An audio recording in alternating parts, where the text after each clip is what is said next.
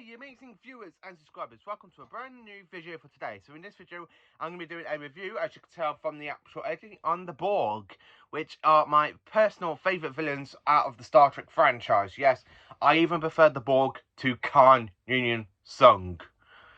That's the way I have to say it. The Borg are the best thing that's ever come out of Trek history. So I'm going to talk about them through their first appearance in The Next Generation down to the latest one.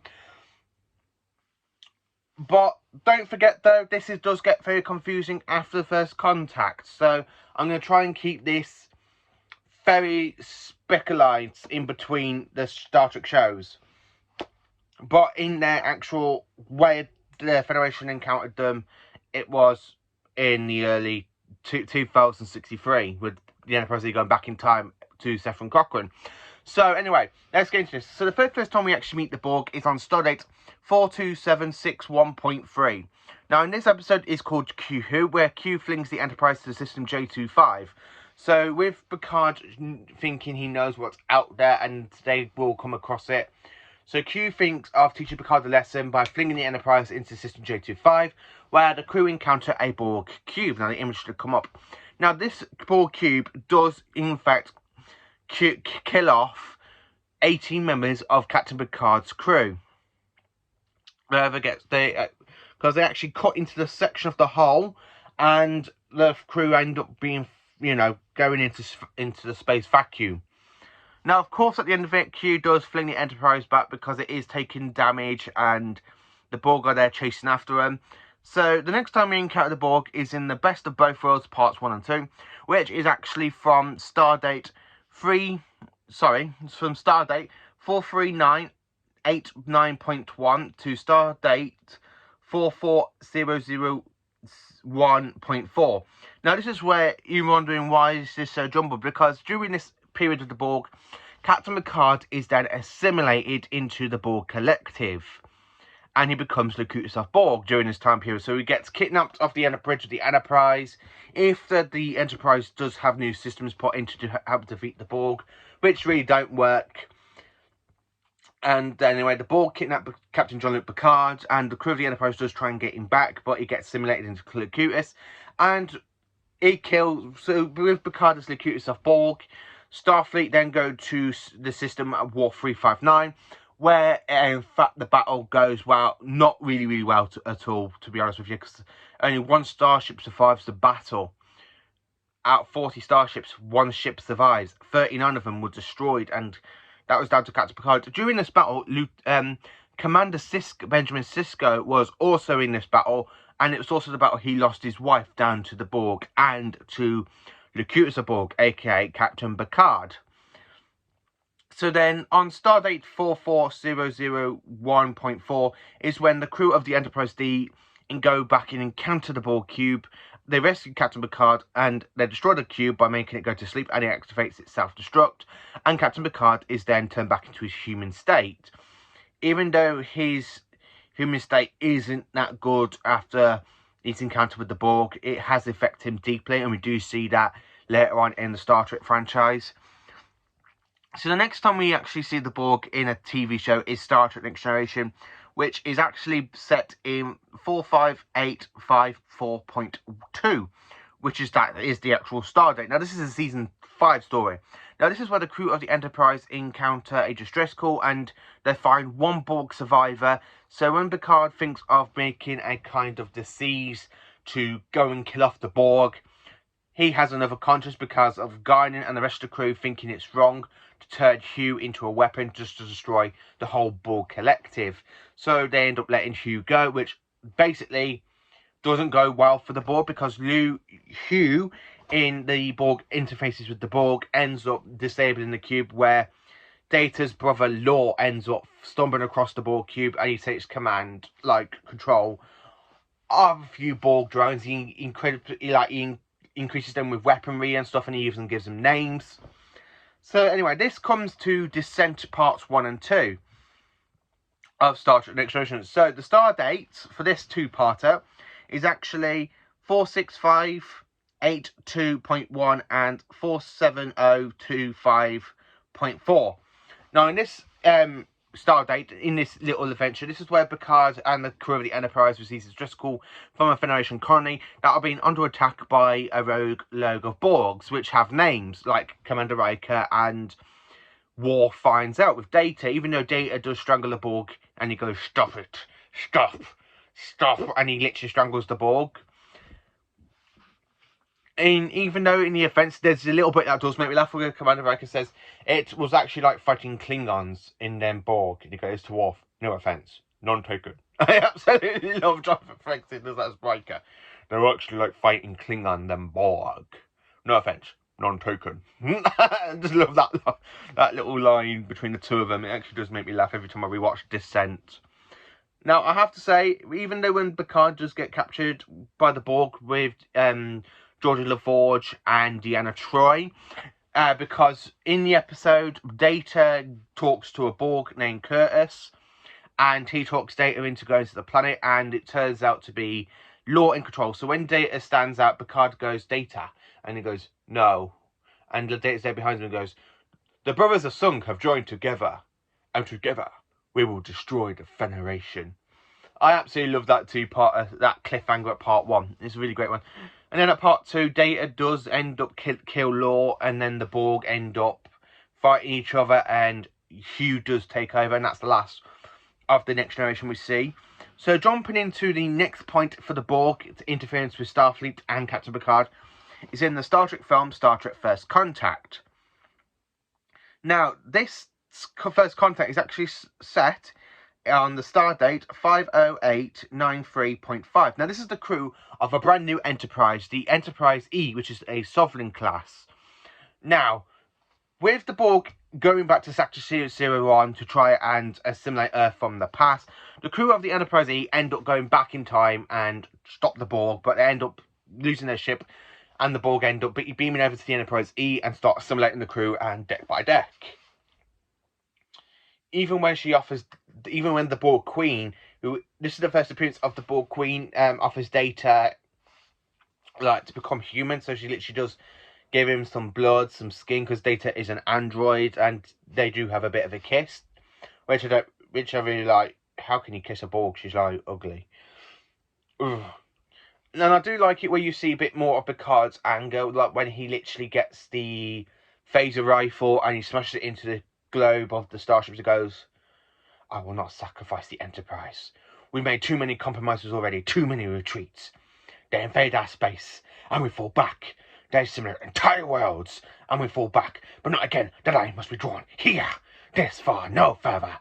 And I will make them pay for what they've done." We really do see Picard's anger, and that he wants full-on revenge for the Borg, especially when you see him shoot one in the holodecks and he removes the safety protocols, and the Borg just comes in, he's there screaming at the Borg, going, "Ah! Ah!" I absolutely do like that scene with Picard, and he does that line. So anyway, when the Enterprise E does travel back in time, they travel back to 2063, the day before First Contact.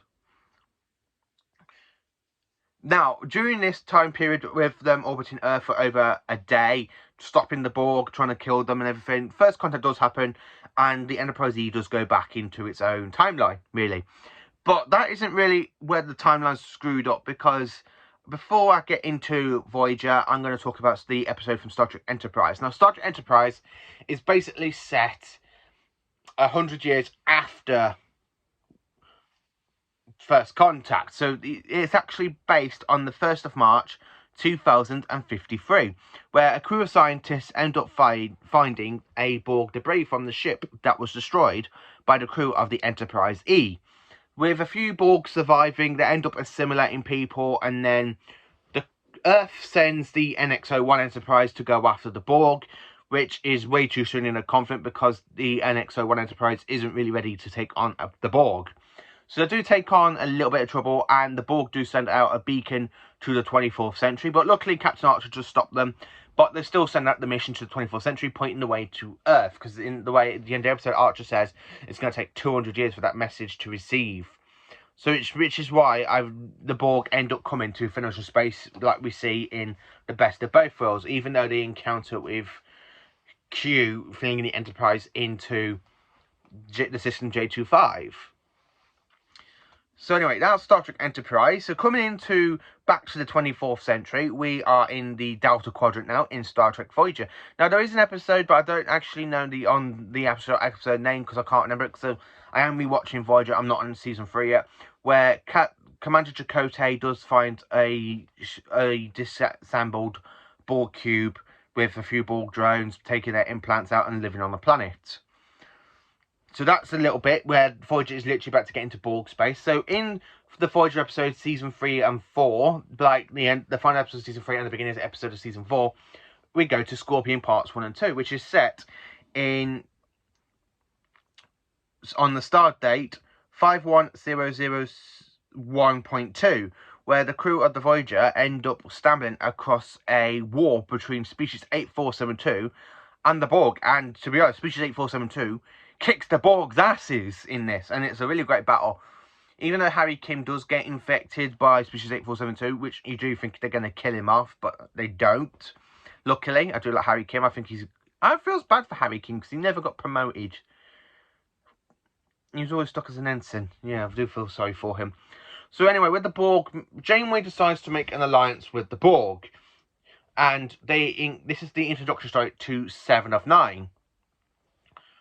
And then at the end of the episode, you do see, at the end of part 2 episode, you do see 7 and 9 kind of stuck on Voyager, and they're beginning to take the implants out of her.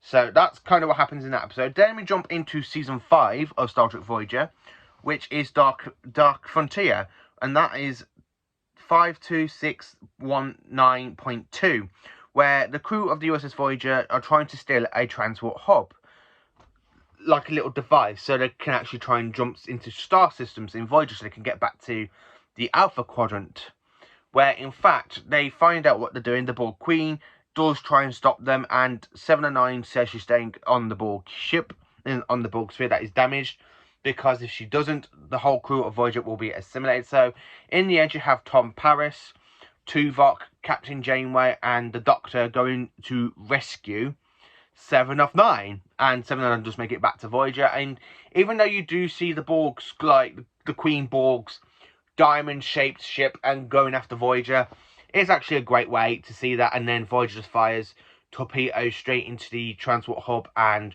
the debris of the Borg Queen ship just comes out as they'd been destroyed. So jumping on to Unimatrix Zero Parts 1 and 2, which is on stardate 54014.4. Now, in this one, the Borg are trying to find out the way the humanity of the Borg are finding the way to Unimatrix Zero. So they're trying to cancel Unimatrix Zero. They're trying to stop Unimatrix Zero.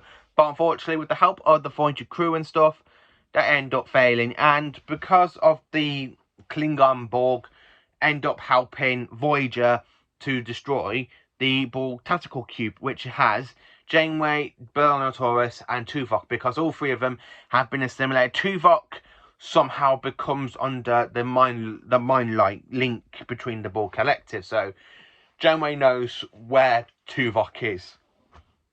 And then she has to talk to Janeway, and Janeway's there trying to tell her to go and visit Unimatrix Zero, blah, blah, blah, blah, blah. That's actually quite a good Borg episode. I do like Unimatrix Zero. Then, of course, we go to Star Trek Voyager Endgame, which is set in 54973.4 stardate. Now, this one where we see a future version of Captain Janeway come back into the past to try and send Voyager home. Quite a few years later, early, to be honest with you, because of she knows what's going to happen. She knows the death of 7 and 9, so she wants to get Voyager back before any of that happens. So what can I actually tell you about this episode? I kind of enjoy it a little bit. I like the bit with the Voyager where she literally gives them future technology, like the transphasic torpedoes, the armor plating, which really, we don't really know what happened to the armor plating and those weapons Voyager brought back from the future. Do they pull it in other Federation starships? We don't really see that in Star Trek Picard, because Star Trek Picard and Lower Decks are 2 main Star Trek shows set after Voyager. So anyway, the crew of Voyager do make it home using the transport hub. Janeway basically kills the Borg Queen and dismantling the Borg transport covenant by passing through the Janeway pathogen. So Voyager makes it back, and then we go to Lower Decks. So far in Lower Decks, we don't really have any Borg episodes, but we have come across a Borg cameo with the holodeck where the cyborg ensign is there trying to work out what he wants to be, an engineer and stuff, and even a security officer, when you see him fight the Borg, is actually quite good in a holodeck. So anyway, the next time we actually do see the Borg is in Star Trek Picard Season 1. Now, Season 1 is very complicated because we don't really see the Borg. We just see the Romulans have captured a Borg vessel that is dormant. They've turned it into the artifact. They have got some old Borgs that they're called XBs, X-Borg. Hugh ends up leaving the planet with the Borg in Next Gen to come in this season.